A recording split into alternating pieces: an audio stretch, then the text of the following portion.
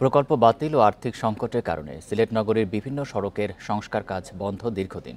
ছোট বড় খানাখন্দে ভরা প্রায় ২০০ কিলোমিটার রাস্তায় চলাচল করতে গিয়ে দুর্ভোগে পড়ছেন নগরবাসী। বর্ষা মৌসুমের আগেই রাস্তাঘাট সংস্কারের দাবি তাদের।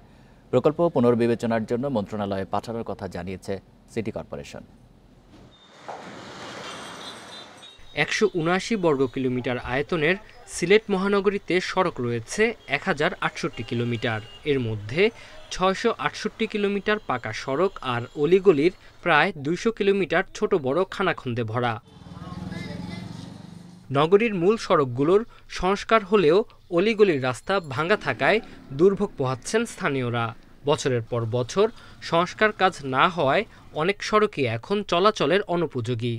চলাচলে আসলে খুবই সমস্যা হচ্ছে, বিশেষ করে রুগী নিয়ে যেতে আর কি, অ্যাম্বুলেন্স ঢুকে না বা সিএনজি একটা নিয়ে যাব, এইগুলোর কোনো উপায় নেই আর কি। এটা লাস্ট লিয়া যাওয়া যায় না, এই ড্রেনের পানি বাড়াই যায়, এই অবস্থা, এই শোচনীয় অবস্থা এই এলাকার। বর্ষা আসছে, এখন তো কাদা পানি হবে, এগুলো এই অবস্থায় যদি মানুষ চলাচল করে আরও অস্কিরণ হবে।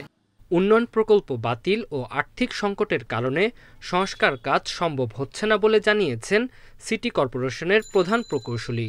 তবে প্রধান নির্বাহী কর্মকর্তা জানালেন, বাতিল হওয়া প্রকল্প পুনর্বিবেচনার জন্য মন্ত্রণালয়ে পাঠানো হয়েছে। ২৪-২৫ অর্থ বছরে বরাদ্দ দিচ্ছে ১৬০ কোটি টাকা।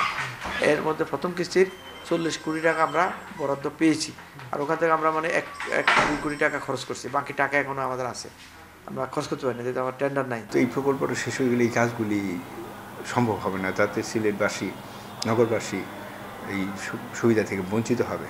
এই সমস্ত গ্রাউন্ডে আমরা এটা পুনর্বিবেচনার জন্য আপনার চিঠি লিখেছি।